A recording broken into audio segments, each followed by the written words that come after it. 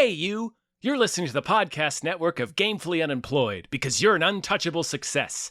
To support us and gain access to great exclusive shows like our brand new Supernatural watch-along Himboos, head over to patreon.com/gamefullyunemployed. You'll also get your lucky little mitts on hundreds of episodes of our other exclusive shows like Tom and Jeff Watch Batman, Star Trek The Next Futurama, Spiel Boys, and the complete series of Fox Mulder is a Maniac. We do movie nights, game streaming, regular mini-series and surprise shows, and you can even commission your own podcast about anything you want, within reason. You have nothing to lose and everything to gain by heading to patreon.com/gamefullyunemployed.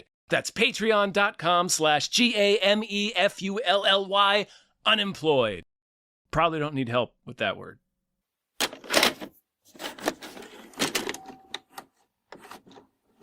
Friends never lie, Dave. Friends never lie. They never lie. Is that true? I lie No, they all do. the time. Yeah, they obfuscate and deceive and manipulate I'm living a lie. Yeah. and scheme. I'm My always name isn't scheming. David. No, Yeah. I've suspected it for a long time, actually. Yeah. Hi, everyone. Hello, everyone. My name is David Bell, My name is Tom Ryman. and we just watched The Strangest of Things, Strangle things. Season 5. Strangle 5 things.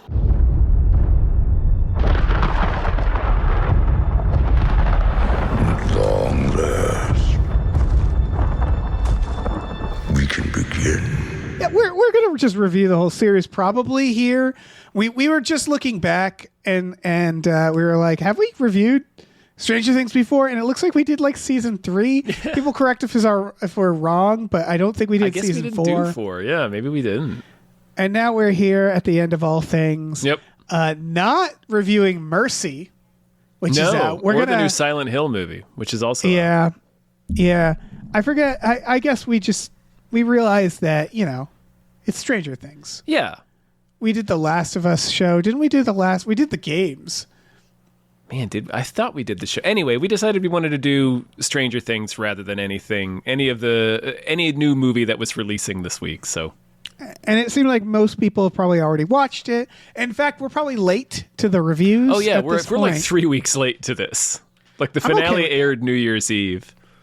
I'm okay with that because I like when I felt this weird pressure when it was like New Year's Eve, and I'm like, I have to watch Stranger Things because I'm gonna go on the internet and everybody's gonna fucking spoil everything immediately because if you don't watch it immediately, you're too late. And Yeah. it's like I'm glad we gave people like a month to actually watch the damn show. Yeah. I managed to avoid spoilers. How about you? For the most part. Yeah, I did as well, but I also muted it. I did the thing where I went on my socials and I went like, I don't want to hear these words, Stranger Things, for like a few weeks. I 'Cause I knew- drowned my socials gently in a bathtub, so I don't have that problem anymore. That is nice. Though that's probably why you didn't get spoiled. It wasn't that bad. Well, again, I muted it, but there's always something, Yeah, there's always some clown shit that breaks through. Yeah. Anyway, we're going to talk about it. So, spoilers. Yeah, so but I if you don't know why haven't the seen fuck- it and not been spoiled yet, I don't know why you would listen to this. That would be really weird. weird order that you do things in. Yeah, but we should probably talk about the season itself and then the series itself. 100%. Yeah. I feel we're going to be mostly talking about season 5. I think so. But again, if you didn't watch like the other seasons, I don't know what to tell you. I don't know what to tell you, you fucking weirdo. Like if it's all to you're say that really living on the edge. we're all walking in this room under the assumption that everybody has watched all of Stranger Things. Yeah, if you're just starting now, It's weird. if this is your first time with us and Stranger Things. I'm also going to have to remember because the first episode was November, and I watched them as they came out. Oh, so I I'm watched sitting here like, all of these in the last 24 hours. that's amazing. I'm a hero So in a what lot did you of ways. think? Man. Okay. So, of the first episode or of the season as a whole? Oh, I don't want to go through every episode Good. That would have been a little bit because much. I don't remember. Right. It's Yeah. hard to break some of them up because they're all just it's just one big long movie. Yes. I thought it was Good and bad. I thought it was more good than bad. I think Yeah. story-wise, I think it was mostly pretty good. Like you can tell that the Duffer Brothers, the creators, had a plan. Like it's sort of known that when they pitched the series initially, they had like a 4-season arc written out. They had the bones of all of this and all, and they sort of developed the idea of what was happening and then worked backward to like, the smallest point of, a monster shows up and kidnaps Will. So all that stuff, like everything that's happened throughout the course of the show all connects together really neatly and it all makes sense. And character relationships are tied up really well for the most part, in my opinion. And like, it definitely didn't feel like a Game of Thrones. Like it felt like there was intent, like a vision from the beginning to the end for the story overall. Yeah. But I think, like, this is not a new observation, but I think the show became a victim of its own success, and this season suffers a lot for it for 2 reasons. One is that the Scooby Gang has gotten so large now that the story is really unbalanced. Yeah, it's so many people. There's so many they people. They had a tendency, and I actually like this tendency, but it is a problem for them, is that every season, whenever a character came along that everybody was like, you like him? They're like, you like him? All right, we'll keep him. That's 1,000% what happened. Yeah, and it's like, why is what's his name, the dude in the van all the time? I'm just like, why does he have stuff to do? Like, he had more to do than Hopper. It felt like Brett Gelman. He had more to do than Winona Ryder. Yeah, where it's like they had to like almost like put other characters I cared about on the back burner because they're like, we need Sorry, finish your thought. No, we need fucking shit. I forgot the character's name. The girlfriend, the nurse girlfriend. Oh yeah, Vicky. That was that. Vicky. That's where I really I groaned aloud to an empty room watching that because where it's like, why do we giving Vicky shit to do but not Winona Ryder? Yeah, like, Jesus, and also Christ. like the story grinds to a halt as they're racing into the hospital to like save the planet. At this point, like worlds are about to collide. And then Robin has to be waylaid by a girl she keeps standing up. It's like, of the things that do not fucking matter right now, this little relationship does not fucking matter right now. It's very like, so there's a scene in the new Fantastic Four where they're trying to get away from Thanos or Big Thanos, Galactic. Intergalactic. Galactus. His hat. And Man, then she has to like give birth real quick. Yeah, she has to have a baby real fast. Right, and it doesn't feel like there's a good like in Children of Men, that birthing scene where you're like, not now. Oh my God, not now. Like it can add to tension. It just felt like they needed this thing to happen, and they're like, man, we don't have enough space for it to happen. Let's just double it up. There's a lot of that, and this is my point where it feels like there's a lot of plot, and they don't have enough time, and there's so many characters, so it's like there's a lot of multitasking. Well, and for all that, go ahead. Oh, I do think there's one specific character who's done really dirty in this, but we can talk about that later. Interesting. I think let's definitely talk about that later. I'm very curious because I think I kind of already said it. I think like Winona Ryder was done the dirtiest probably overall. But anyway, to complete the thought that I had started, that's a big problem. I think you're totally right. That was my guess as the instinct as well. It's just they had a plan, and you can clearly still see the plan. It's just as the show was released and was this phenomenon, and social media fell in love with these ancillary characters, they were like, well, I guess we have to keep these people on. Like, it just is so bloated now with all these extra people. Oh, sorry. The last thing I was going to say is... because this is the second part of being a victim of its own success. It became so huge. Netflix clearly didn't anticipate, or they didn't have a infrastructure in place to roll out seasons in a timely manner to get production started and running. They didn't lock people down for production contracts. Like they dumped the first season on with no promotion. Like it seems like they didn't expect this to succeed and didn't really plan on ever making additional seasons. And as the show blew up and then they had to sort of kind of, it seems like anyway, this is all an outsiders, but it seems like they had to sort of retroactively do those things. Like, oh, we really have to produce this now that it's this huge phenomenon and it's making us this money. It took too long. It took too long. It took too long. Agree. The show this season really, really, really suffers from the fact that they're not kids anymore. And it's not the show. The show's not written for them not to be kids. The show is written 4 years after the first season, right? And they are like, they're not in high school in the first season. They're like 12. They're 12. I looked it up. They're supposed to be 12. Yeah, so it's like they're still being written as being 16 years old in this season, and it's not their fault. And they're doing their best. Some of them. That's actually another negative thing. I think actually the acting overall in this season is very bad. Well, there's some funny things that start happening because it is true. Like Will and just to finish my thought. There's just no getting around the fact that they're grown-ups. They're grown-ups, and the magic of the show was kids on bikes. Yes, and you can when it's. You feel it so hard in the ultimate finale when they're facing down the Mind Flayer and they all have backpacks and these homemade gear and shit and they're all adults and it's like you needed to be kids still.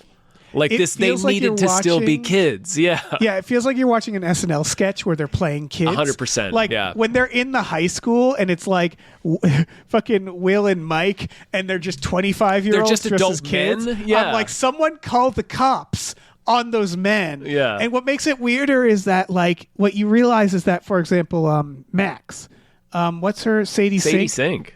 She was cast later. So she's actually still youngish, where it's like you realize not only are some of them old, but they're all different they're kind of ages. mismatched. Yeah. Yeah, where you're like, well, she looks actually like she could still be going to high school. Well, they look like they should be getting a job and driving around. Like when they're on bikes, I'm like, would you get a DUI? Why are you on bikes? Yeah. Get in your car, sir. Some of them like you said, Max, Dustin,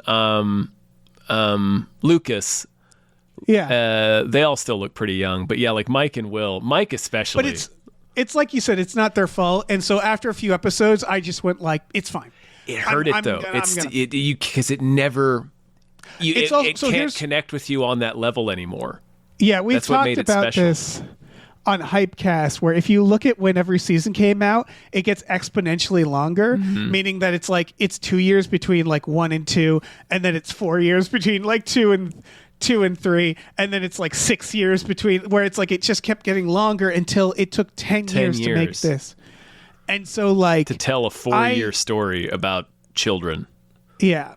Here's my overall thoughts, because I didn't say this yet. I actually really quite enjoyed this and liked it despite all the problems, because I watched before this year, or I guess last year, the year leading up into this, I watched every season.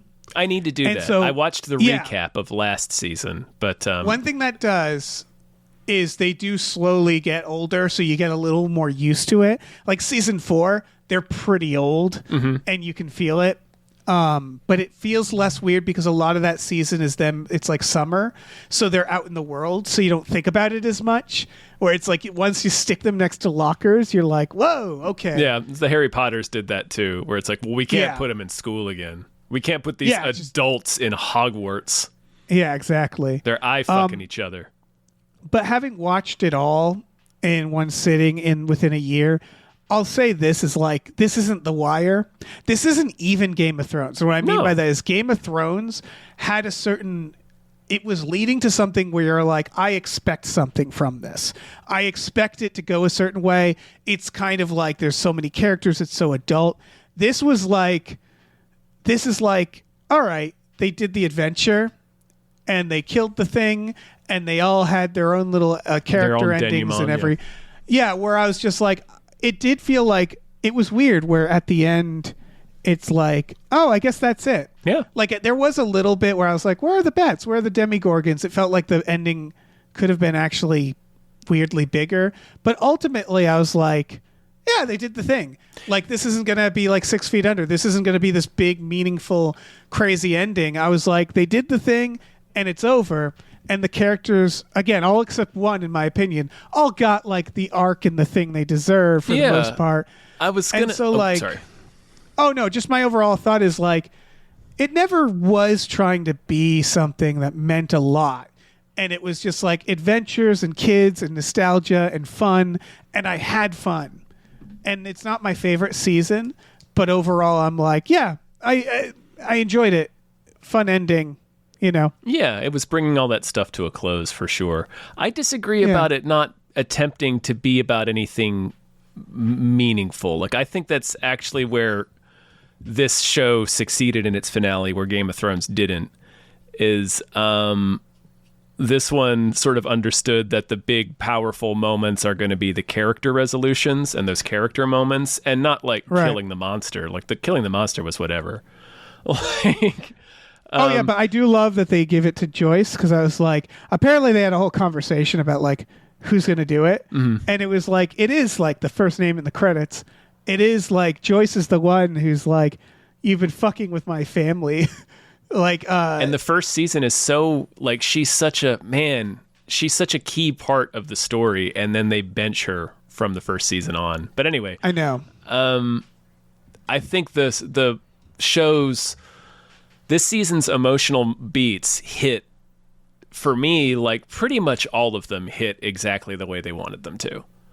Like even the ones that you see them setting it up and you know it's coming, but even when you know it's coming and they get into it, it's like, that was really well written. You guys did a good job with that. Like, yeah, like they really nailed all of the important emotional stuff, and I felt a lot more watching this than I did watching Game of Thrones. That's for sure. This finale meant a little bit more to me because, and this is a weird conundrum about watching it, because it was like, now I'm nostalgic for Stranger Things, because season 1 was 10 years ago. I know, and it's like ridiculous. And like this, so now it's about like closing a chapter on your life. Like the last shot is Mike, leaving the basement with his little sister, is now taken over playing D&D, and he's like, that was it. That was my time. I have to pass the torch now. That was my time. I'm no longer a kid. There's and that also was like, an element. It was shutting the door on all of our vicarious. So it was like, it was part of the appeal of Stranger Things was we get to live vicariously through these kids that traveled back in time for us, to go, we get to be young and play D&D again and be kids on bikes again. And it was like, oh, these kids now have to say goodbye to that. So it's like, oh, now I have to say goodbye to that like a second time. Right. It was just like a weird experience to go through with Stranger Things that was maybe not intended to be that, because it's it was not meant to take a decade to make, I'm sure. No. I also think it does mean stuff in the way almost like Mad Men meant something, where it's about an era of time and like a progress. Like I obviously, one of the big things is the arc of Will being gay and the trauma he's going through, and his trauma reflecting Vecna's trauma. Yes. And that idea of like childhood trauma and what do you let it do to you, et cetera, et cetera. Which people have kind of gone off on, his big "I'm gay" speech felt so weird. There's a lot of people stopping and talking this season that does feel the part. Oh my God, the part where it's Max and what's her name, the other little girl, Holly, and the scene that everybody was like, "Go, run, go," where they're just like sitting there talking, and you're just like, Jesus Christ, go out of there. Time stops. Like when characters aren't on screen, when we shift to another storyline, that storyline like literally freezes in time, because they'll be like on. Yeah. Anyway, was it Holly? Holly is the other. Holly is the other one. Yeah. There's a lot of. There is a lot of that. I am just going to stop and declare things to the room. This also bothered me because the Max Holly could have been fixed. What I'm referring to is that they're all in Vecna's mind, and they have to, Lucas is playing that song to draw Max out, and they get in. Like, it seems like the rules are you're weaving through his memories until you get to this Mars. Yeah, Mars to get setting. to Mars, And when you're there, you're nearly at the end of the maze, and then Lucas plays the music, and then so Max can get out, but Holly can't get out that way. So like, they've done this thing where it's like, back in the real world, it's like, oh my God, we're getting attacked by Demogorgons. There's a time of the essence. They've introduced that idea, and Max has multiple times now gotten to this point, and the portal closes on her before she gets there, right? Mm-hmm. So everybody's thinking the same thing. Max, you gotta fucking... I'm so sick of this scene where Max, the portal opens, she's almost there, and it closes, and it's like, Max, just go, go, go, go before the song stops, right? Is the idea. Yeah. She turns to Holly because the writers realized, oh shit, how does Holly get Holly back? can't get out, yeah. And she basically gives Holly this long pep talk about finding her own fucking anchor to the world. So she has to... So in that moment, she does have to take the time to go like, Holly, you need to figure this out, and I need to help you in this moment. What they should have done... Because what she tells to Holly is, she goes, I thought it was the music, but it's actually Lucas, right? That's the whole thing she says to Holly is you could do it. Have the realization be the portal closes, the music stops, and then Max realizes she can open it anytime she wants. That's how you fix that, right? You have the portal close, you have the music stop, and then you have Max go, no, Holly, you don't understand. The music never mattered. Look. I can open the portal, so can you. Mm-hmm. They don't do that. No. And so it's like, it's weird because it's like, just do that, because then it doesn't, I don't know, it doesn't matter. Yeah. That's a nitpick. Yeah. It doesn't seem like there was much editing. Yeah, it just feels like they had a lot of characters, a lot they were trying to do. Yeah. I almost wish a lot of storylines to serve. And yes, it could have been longer. Yeah, like that's part of my, the thing I had said about it being a victim of its own success and all these additional characters is, it's super uneven because it's trying to pay attention to every single one and give them all something. Who do you think was done the dirtiest? Hopper. Yeah. I think that Hopper, they set up this entire arc where he's suicidal. He's like, I'd rather fucking die than see another kid die. Mm-hmm. I don't want my kid to die. I'll bomb something if you die, Elle. Just can't do that. I can't handle it emotionally. Then Elle dies, and Hopper goes on a date with Joyce and proposes to her, and he's like, everything's great. And then that's it. We see for Hopper. Let me be the chief of Montauk. Yeah, and I'm like, you should have a gun in your mouth. Right, you should be right back at the beginning of season 1. Be sucking on a pistol, yeah. You should be punch cop again. He had this very distinct arc where he was like Chief Brody, alcoholic. Yeah. And then we see him slowly like become like something matters. We learn about his daughter. And at the end, he's just sort of, it's him and Joyce basically are just like, we're going to go get married. And I'm like, Elle died. Like, you don't have that thing that Mike has at the end where he's like, maybe she didn't die. Maybe it's this, you know? Hopper, I thought the reveal was going to be that it was going to be like what Hopper did with Elle before, where it's just going to be like Hopper knows. Like Hopper knows that Elle isn't dead, because that's the only thing you could do there. Right. Is like him being like, no, I planned this all with Elle. We all planned it. But they don't do that. So I'm just like, what Hopper should be devastated. Yeah, and also the show kept separating them. Yeah. As an emotional sort of device. Yeah, I thought that was going to be... There's some weirdness at the end where with the Linda Hamilton of it all, where after they kill Vecna, it feels like, again, the show is the military is just kind of like, never mind. Right. They have to like wrap it up so fast, and they kill Vecna and then 40 minutes go. But you know what I mean? They wrap up the military stuff where they're literally driving back to the portal and they're playing music and they're going like, woo, we did it. And I'm like, do you guys remember what's at the portal? Yeah. You know the military. The military. And they seem surprised. Yeah. Like they get their tires popped and they're like, what's going on? Yeah, I'm like, what? it's the guy. It's like, the military. Hopper killed scores of men. Yeah. You're all going to jail. He murdered a lot of soldiers.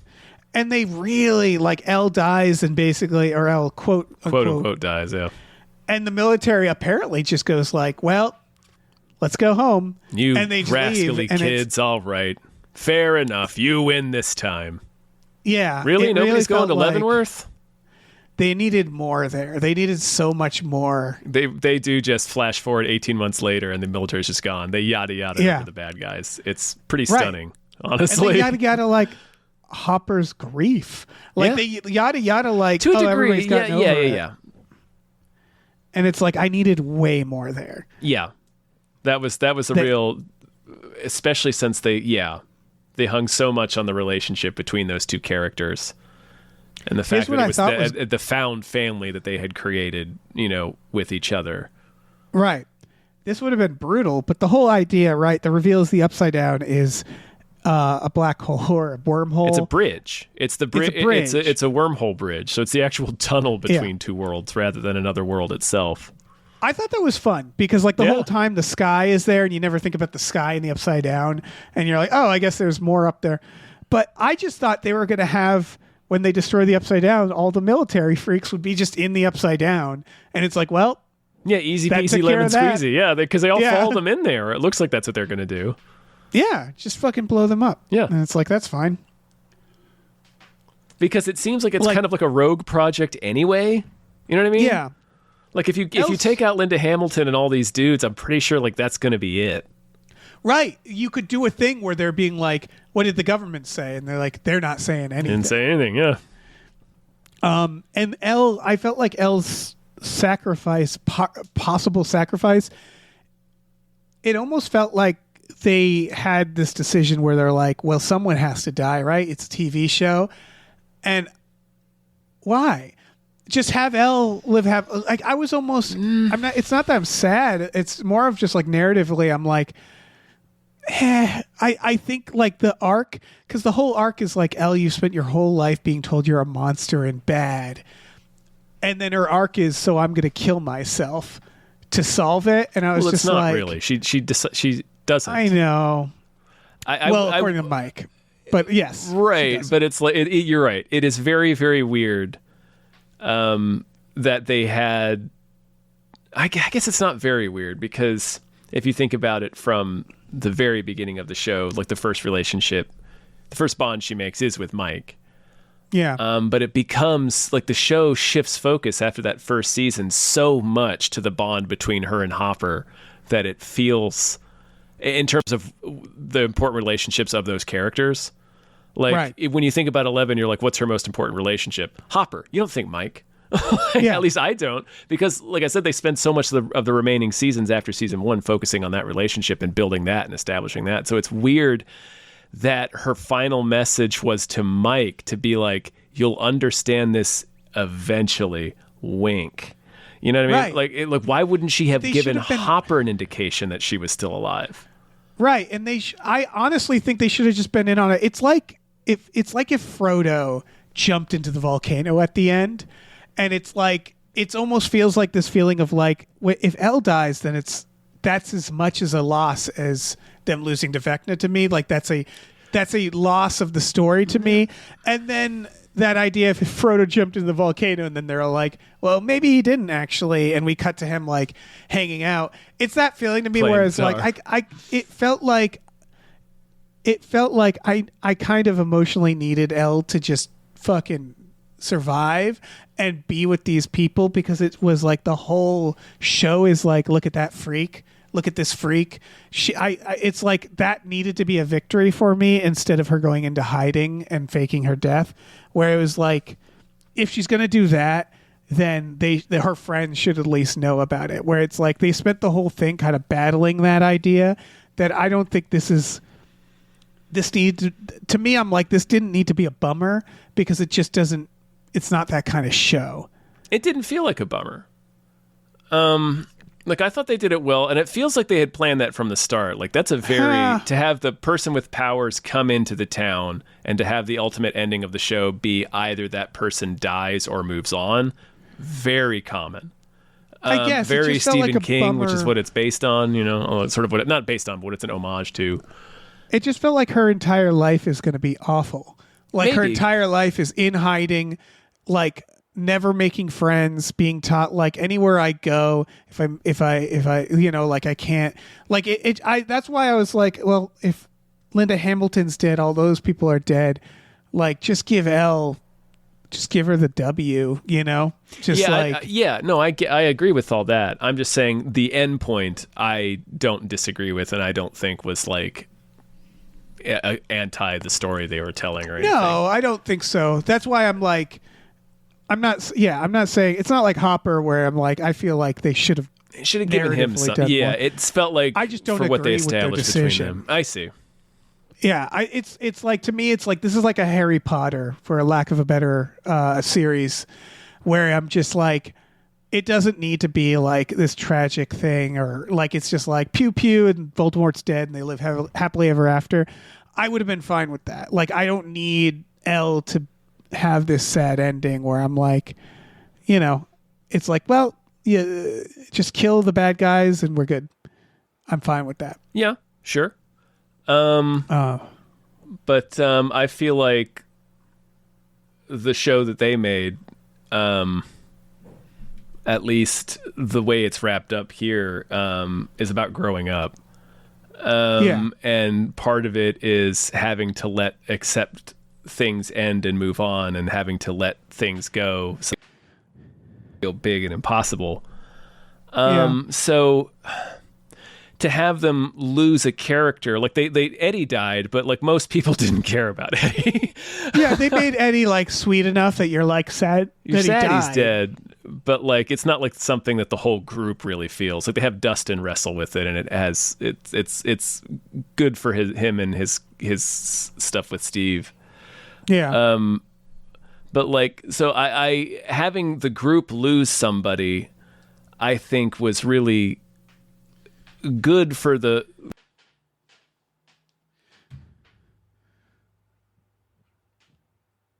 leave things behind and having no choice in leaving some of them behind, which is often the case.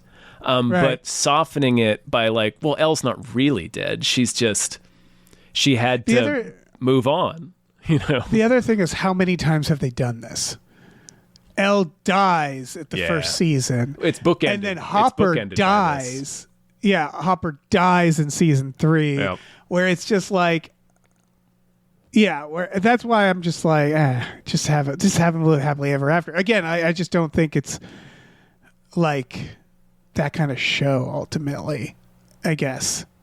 Where I'm like, I don't know, Ellen. The problem is Elle and Hopper were the biggest candidates of dying too. Where it's like, all right, if we have to kill a character, I don't know, kill Holly, fuck it. No, like just like I don't know, do something unexpected. Yeah. But again, it's fine. Again, this is my feeling is like I still enjoyed it all. So it's like, yeah, no. What did you think of? So I don't know if you agree with this. Season 1 was very much invoking E.T. Stephen King era. Yeah. Stephen King, Spielberg. Yeah. Season 2, if you recall, is the big shadow monster, trick or treating, The pollywogs digging the tunnels, right? Yeah, and what would you say? Like, yeah, what is that invoking? Like, kind of still the same. It was more Gremlins, but still, like, yeah. Yeah, they were working at a video store, I think, in that one. I think that might be Are they? 4. That might be season 4 because you're right. It's You're Robin right. and Steve working at the video store. Robin isn't comes there in yet. Season 3 at the mall, which is Season 3 Never Ending is- Story, Back to the Future. Well, it's not never ending story, I don't think. Well, they because play I was it going in to say there, yeah. Oh yeah, they do. You're right. To- But it's mall rats. It's mall The culture. Gore Rat. Yeah. Oh yeah, it's arcade culture in season 2 because it's Max. Right. Yeah. Mad Mall- Max. That's right. Yeah, mall culture, and then it's like the Mind Flayer. I thought it was getting more gnarly. It's more of like That again, was a more Stephen really, King. really bloody season. Like, that's a gnarly season. Season 3 is my favorite season, by the way. I'll just throw that out there. Season 3 still had the Stephen King, Steven Spielberg vibes. It starts to get like Invaders from Mars and like Yeah, some kind of the like that kind of stuff. there's the mom fucker. Yep, Billy, the mom fucker. Billy the mom fucker. There's a lot of mom fucking. Season 4 starts doing stoner. It does stoner comedy, pizza. Right, that's right. Does West Coast. That's It right. does, They go to California. Yeah, it's doing this vibe of like skateboarding almost, like those types of movies, like mixed with like there's obviously I'd say honestly all the government stuff feels like it's not of a time. It's like It's pretty timeless. It's very Firestarter. It's very Stephen King, Firestarter, E.T. Yeah. The kid in this season, Derek, dipshit Derek, has a Rad poster on his wall, and like Yeah, I Rad love was like dipshit Derek. the film Rad, and like Yeah. Rad is a vibe of season 4. Like, Right. Season 4 also is the Hellfire Club, so it does the Satanic Metallica. Panic. And the Satanic Yeah. Panic. That's right. This season, speaking of Metallica, I felt very much like the what did they call it, the Abyss or whatever, the Abyss. upside. Yeah. That felt very much like the cover of a metal album, mixed with like fantasy metal. Like I got fantasy metal where it's like it felt like you were listening to a or you were watching a concept album play out. Mm-hmm. And then you mentioned Neverending Story. They do A Wrinkle in Time, obviously. Wrinkle in Time is in this. Yeah, no, I had a couple of thoughts. Poltergeist, Yep. where you can hear the people on the other side. Will literally says they're here at one point. Yeah. Um, Radio stuff. Obviously, that's their new job. yeah. It's very. Yeah. It's very like, I think correctly, one of the things they identified that I thought was cool is that as the series progressed, the bigger it gets, the more it does have to resemble fantasy. Mm-hmm. Because the bigger it gets, the more elaborate the world is. And it's like, okay, now it's like the fate of the universe and shit like that. And it's like big things. Yeah, we get all the way to A Wrinkle in Time, like you said. Yeah. That's cool. What's your favorite character progression in the whole series? Man, that's a great question. I'll give you a second to think about it if you want, because I obviously... I'll tell you a couple that immediately come to mind is Nancy, Dustin, and Steve. Those are the three that immediately come to mind. Lucas got better. They figured out more for him to do. Yeah. But yeah, those are the three that immediately came to mind. Yeah, my single favorite is Nancy. Nancy's I crazy. love that she becomes their gun person, where by the end she's just dressed like Rambo, just Well, fucking... if you notice, she's Kurt Russell in that group. I almost called him Charlie because that's the actor's name. Jonathan, Charlie Heaton. Jonathan is like the damsel in distress. Did you notice that? Yeah. Like throughout the whole season, like she's behaving in the way that like the Kurt Russell character normally behaves, like acting without thinking sometimes. Like she'll agree with Steve's dumb suggestions, and they'll be like, "Wait, are we sure about this?" No, and she shoots it anyway. Like, and then Jonathan's the ones that like, the room is flooding. You know? Yeah. She's thinking of ideas. Jonathan's actually, I think, might be my least favorite progression. Not to say there's anything wrong with it, but it just felt like it felt like he was like the cool punk kid who was mysterious, and everybody was like, "You freak!" in the first season. Then by here, he's just kind of this stoner guy who's it's him, and they really did Will's family bad because like the first season is so focused on Will's disappearance, and it's so focused on Joyce. Like Joyce is the lead character. Right. Of that and I first understand season. every season focusing on different people. Of course, I'm okay with that. Of course. It's just but you're like that first season, Jonathan was one of my favorite characters because he's like such a good older brother to Will, and he's trying his damnedest to keep the family together and to find his little brother, and then Joyce is an amazing character in the first season, and they both just get for the rest of the series just get benched into these weak ass supporting roles. But I do like Nancy's evolution, and I like how it mirrors who Mike is. Like Mike becomes a stronger character in this season after kind of being pretty like kind of barely there, I feel like last season or two, in his role as like the party leader, the DM, where he's like kind of the general for the kids. And Nancy kind of takes that role for the older kids, the teens, where she's like, okay, I have the plan. You're going to do this. You're going to do this. You're going to do this. Like, it was neat that they sort of kind of reflected each other. I do kind of wish it ended, or like the ending was just the 4 kids. It should have been. With the situation. It should have been. Yeah, where it's like everybody else gets kind of like kids on bikes, kidnapped or put it like where it's just like it just comes down to the 4 of them finishing their adventure. I think that would have been cool. I do like, it's funny having watched it all recently. Will every season is like 2 episodes of Will, like, hi, I'm here. All right. New summer or new year. Let's do it. Yep. And then it's like Will's unconscious. For how long? I don't know, like 6 episodes. Like, it's just very funny how they constantly would just like put Will just like in the background. He'd always get incapacitated in some way. Yeah, I get And why so they I gave was him glad- so much this season. Yeah, I'm glad they gave him powers because I was like, he deserves it. He earned it. Like, this is kind of like, I thought it was going to end more on Will. I thought Will was going to kill Vecna because I'm like, Will's kind of been fucked over so much. From the start, he's the first one that gets snatched. Yeah. It's been Will has taken most of the trauma in general. Like, most of the characters are going to grow up and be like, that was a fun Him at adventure. 11. Will's going to be like, I had a terrible Oh, he's time. going to, block most of this out. Yeah. Steve is perfect. Steve's amazing. I thought he's incredible. They nailed like where it's like he never had to be a huge character. No. He's just He was right where, perfect. they correctly identified some characters as being at the supporting level, and I think those are all the ones that were still in the first season, and I guess even though Steve was changed from how he was initially conceived. But anyway, he never felt too big or too small. Like, he was one character that they always felt we had just the right amount of him. Who are characters you thought you want more of? Because I also have an answer for this. And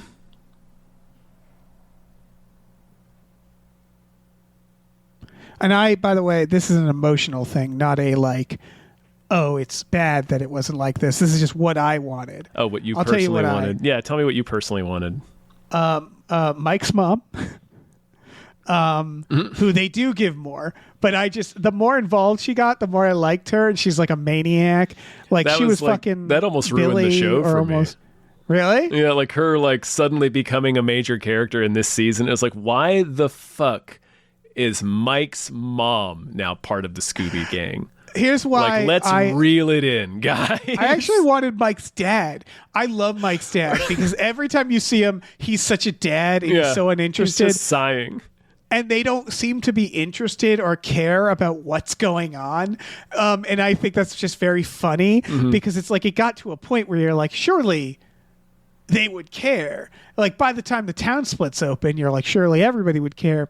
I just thought it was funny that it's like Mike's dad never really gives a shit. No. He sighs his way through the Demogorgon fight. He's like, my goodness. Oh, my goodness. I don't even know what's going on in this house. Let me try to bonk you with this club. Right. And they never ask about his dad after that. Yeah, it's very funny. Like, I don't understand why his parents are even there, because they get brutally hospitalized right away, and then Mike and Nancy spend the rest of the season not behaving as though their parents are in the hospispittal. No, they don't care. Mike is It's almost a very funny. sociopath. Like, he never reacts to the fact that his parents are probably dying and his sister is missing. Oh, yeah. He shed It's very tears funny. over Will being missing. They have moments where he's like, oh, Holly at the end. Yeah. But yeah, he's not. Yeah. It's not.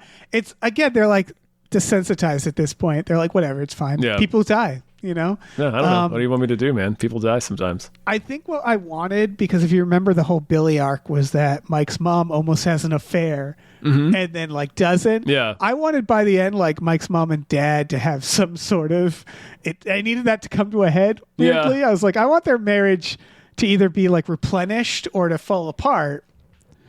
I don't know why I wanted that, but I did. They start inviting himbos into their bedroom. Yeah. Again, these aren't logical things. I also wish the science teacher had a bigger role, and I know they brought him back, Mr. Clark, and yeah. I'm glad he was there and started learning. But I wanted him like shooting guns in the end. It was weird he didn't come back more, honestly. Yeah. Like, it's he's kind of absent in a lot of the other seasons. Like, I don't think he's Yeah, they in always one give of him them. Yeah. a scene usually because they know he's kind of a fan. Like, people like him. He always gets at least one scene, but I was like, I want more. I want more. I need more Mr. Clark. They bring him to But the this Upside is- Down. Yeah. This is why it's so noisy, too. It's the Avengers Endgame of it all, where they're like, we need everybody to in have here, a yeah. moment. Yep. And maybe And not. it's- Which is maybe you weird. don't. Yeah, maybe you don't. That's why you can't have a cast 20 characters deep rolling into a finale and expect them all to get even screen time. It's like, well, no. And to feel like it matters. Like, yeah. the finale literally is Hopper sitting there, like on a walkie-talkie smoking cigarettes, like, did you kill Vecna yet? Did you kill Vecna? Like, he doesn't do shit Doesn't at do the anything. end, which is okay if they boiled it down to the 4 kids, you know? Yeah. But it's not. It's like 8 kids. Yeah, there's like the older kids, younger kids. I'll tell you, Joyce is there. this may be an unpopular opinion. I could have used less Robin.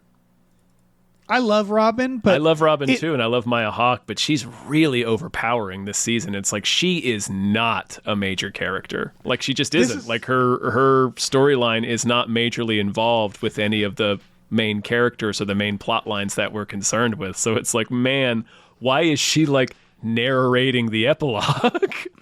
yeah, it's like it's been Marvel-fied a bit, meaning that again, like it was like collected so many characters. Yeah. For Marvel, that was on purpose. Yeah. For this, it felt like they were a little too online. That's what I meant. And they Yeah. were like, it was like, because again, like I said, I want more science teacher. I want more this person. And there's probably a million people saying, I want more blank character. Mm-hmm.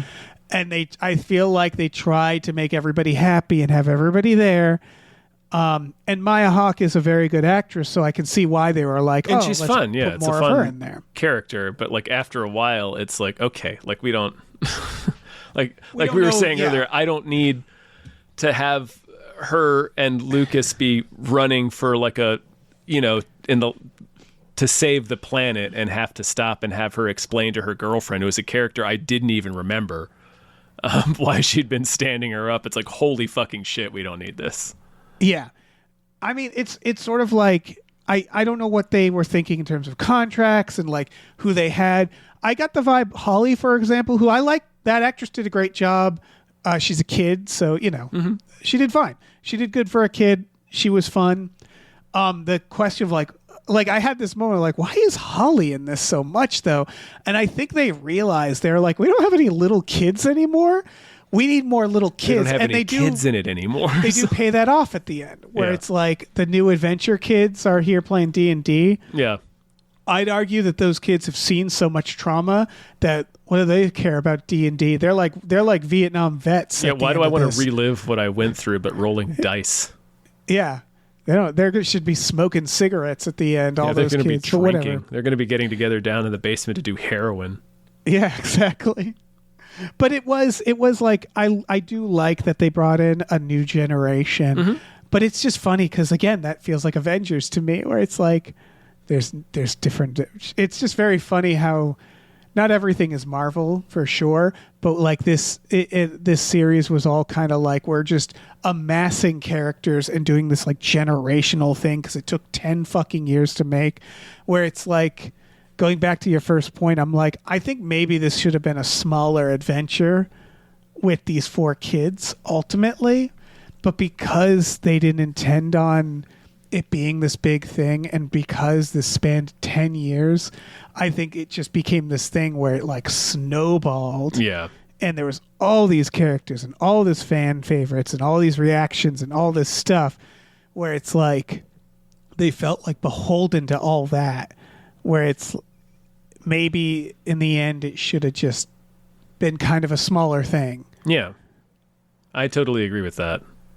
Like I said, what was special about Stranger Things, at least for me, and I'm sure people would agree with me, is the kids on bikes. It wasn't just the nostalgia for the specific period of the 80s, but although I mean it is, but it's about being a kid that age, and anyway, it was so important for the story to be about kids, and it really lost its way. But they knew that, so they brought in some kids. Yeah. They're like, here's some new kids. I liked what's his name, shithead, Dipshit Derek. Dipshit Delightful Derek. Derek.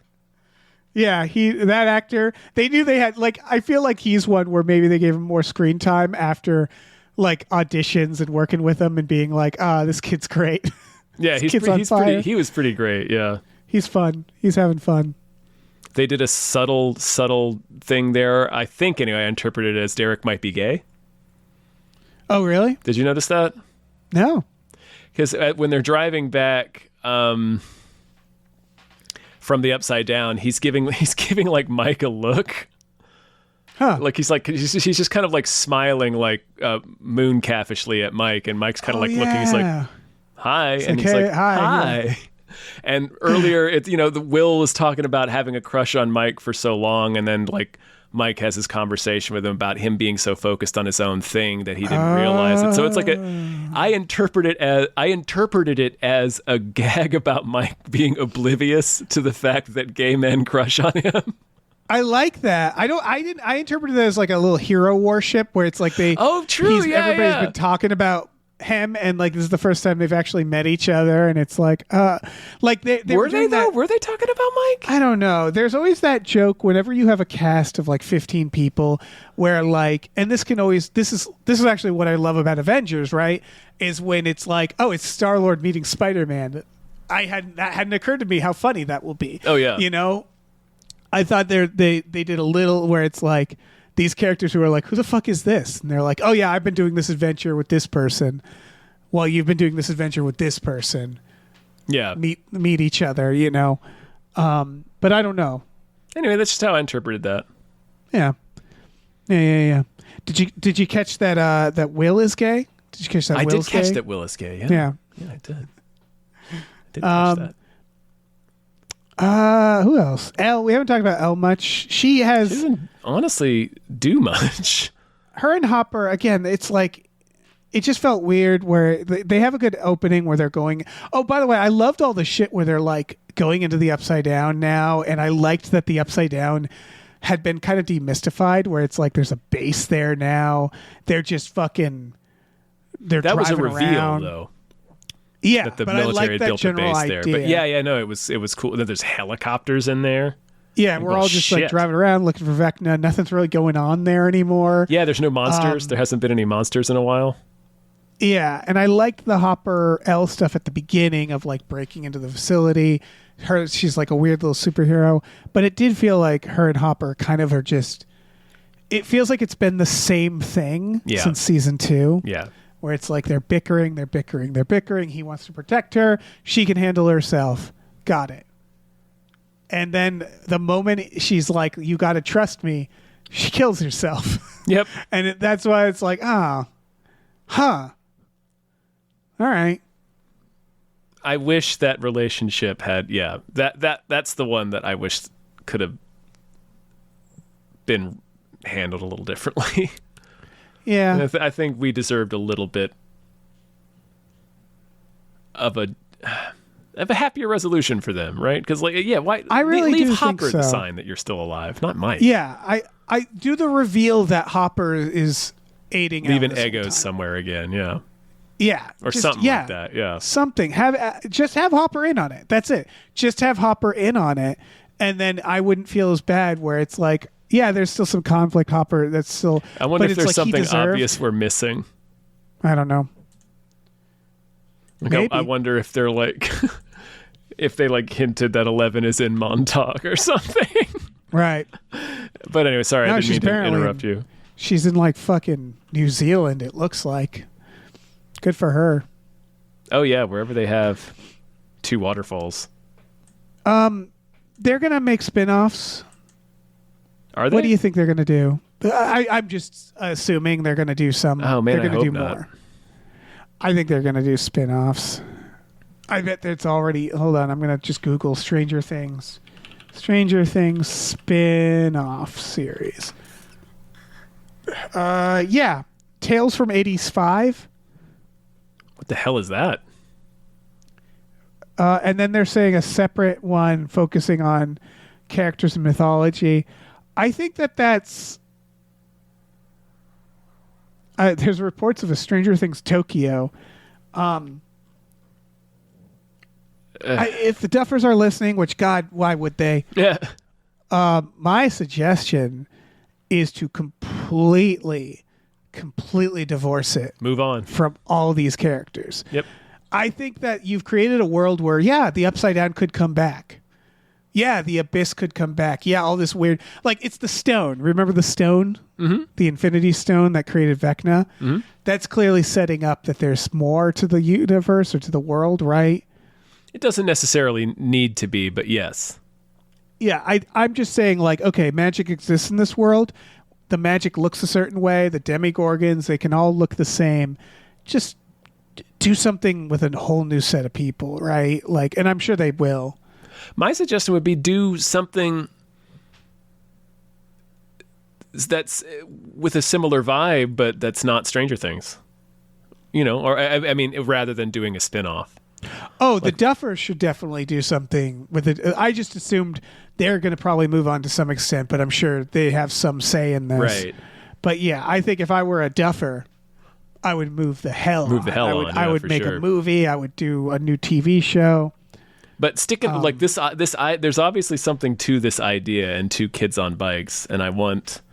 Yeah. Weirdly, I want them to take another crack at a Kids on Bikes, but one where we get to actually maintain that for the entire series. Right. Yeah. There's apparently a stage show about the Hawkins in the 50s. It's all like Vecna stuff. Henry I've stuff. heard about it. Yeah. I was about to say they could do a 50s Stranger Things. I would argue I don't care though. I don't need it. 50s. Yeah, I don't really need it. Yeah. But they did say like, yeah, these characters, you know, like any spin-off will introduce new things. You know what you could do?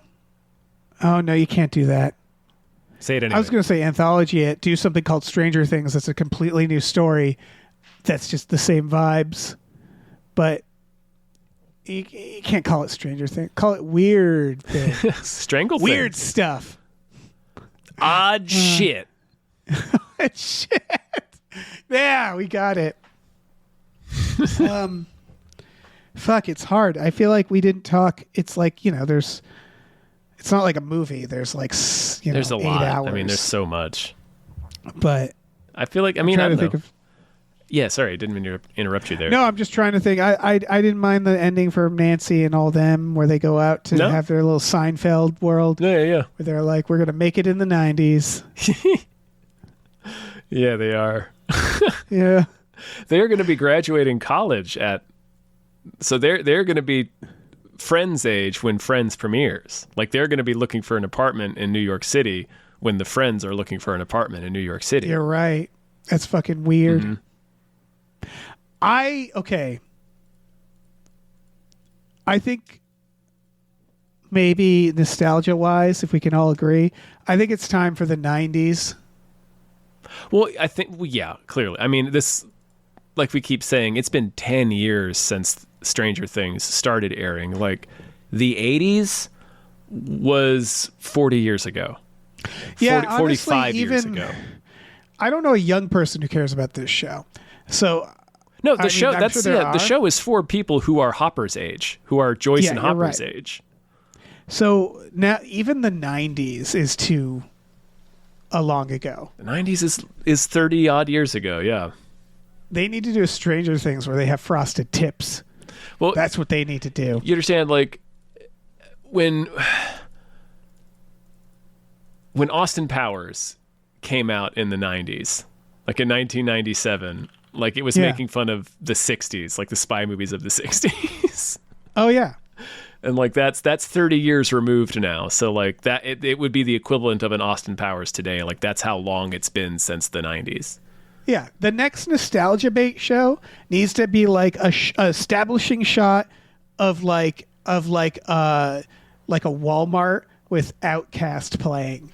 And no kidding. Like, yeah, no. I remember that. Yeah. It's going to be the 2000s, right? Because in the 2000s, when 80s, like late 90s, early aughts is when 80s nostalgia really started to pop. Yeah. The 80s were 20 years ago at that point. We're now in 2026. 2006 was 20 years ago.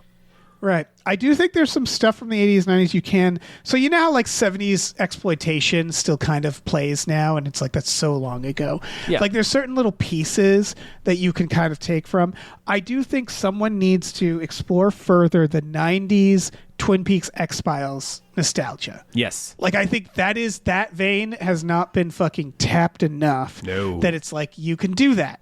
You can do like dreary, foggy pine trees, Pacific FBI, Northwest, yeah, like Suits. Very you can do Resident that. Evil music. Yeah. Boom, Yeah. boom, boom. Video games have done it. Yes. Control, Alan Wake. Like there are versions where they're like, we know that this is something. I think they could still do that successfully. I think the 80s, I'm like, all right, I think we're done. We're done. But I don't know. Maybe not. Yeah, like you said, there's certain things that'll always play. Like, there's Yeah. certain visuals from the 80s I think that'll always play. That I think that type of music I think is popular in its own right, I guess. Like, and then also like chip tunes or synth music or Yeah, because it's fun. yeah, because it's fun. Anyway. But yeah, I agree. It's because don't have the to- 80s yeah. nostalgia was for us, Dave. It was for us, Exactly. and we're the olds now. We're Mike climbing the stairs and leaving the basement. Yeah. gotta- We were that. we've been that. years ago. We've Yeah. been that, but like it's really time now. Like I agree yeah. with you. It's really time to put the But- 80s behind us. They're gonna pander to us as long as we have money, which we don't have much of. But like as long as our demographic can be pandered to, we will be pandered to. Just in increasingly more depressing places. I've said this before. I was in a Rite Aid, which a Rite Aid that alone is nostalgic now. I was in a Rite Aid and they were playing La Tigra, and I was like, well, that's fucking depressing. Yeah, that shouldn't be happening. Yeah, I shouldn't be listening to La Tigra in this Rite Aid, but I am. I shouldn't be And hearing that's the Postal fucking Service crazy. and Winn-Dixie. Yeah. But yeah, I guess we just got to crawl into the grave next, but that's fine. Yeah, that's fine. I'll just bash some guy's head in with a rock and steal his demon stone. Exactly. Any final thoughts, I guess? No, just I thought this was more good than bad. I like the series overall, and I already said my piece. Yeah. I think I already said my piece. This was mostly good. I liked Stranger Things. This finale made me feel feelings. Yeah. I'll miss this show. Yeah, I'll miss this show because I'm trying to put this in a way that's not insulting. Is that like this is my Marvel, and what I mean by that is like this is my candy. I said at the top of this, like this isn't The Wire, this isn't 6 Feet Under. I didn't need to cry at the end of this. I didn't need to feel profound feelings. Like this is what I think Harry Potter was to a lot of people. Like I didn't care about Harry Potter, but I watched them all, and I was like, that was Same. fun. It's all to say that I'm like, I didn't need this to be any more than just fun, and I'm kind of gonna miss this show because, and maybe this is not exactly your thoughts on it. I could have watched 20 seasons of this show. To me, I'm like, this is a 20 episodes per season kind of show. Like to me, it just was fun. I just had fun with this. It was like I'll probably go back and watch this show again. Oh yeah, no, I think I probably will. It's going to be kind of it's like a nice comfort watch. Yes, for me. yeah. It'll be sad though to wrap it up again. It's just making me close the book on a lot of things I'm not ready to close the book on. I just wish there was twice as many seasons over 10 years. Like I just wish there was, if we're going to do it, but for what it was, it gave me what I needed. And I'm like, yeah, I feel good about this, you know? Mm-hmm. Yeah, for the most had part. fun. For the most part. Like I said, there's a part of me that still wants the Duffer Brothers to try another Kids on Bikes Sure. and have it locked down from the beginning. But why would they Yeah, do that again? They did it. How could you succeed more at that premise than Stranger Things? Right. In terms of I do commercially. think there's definitely a threat of whatever the next thing is.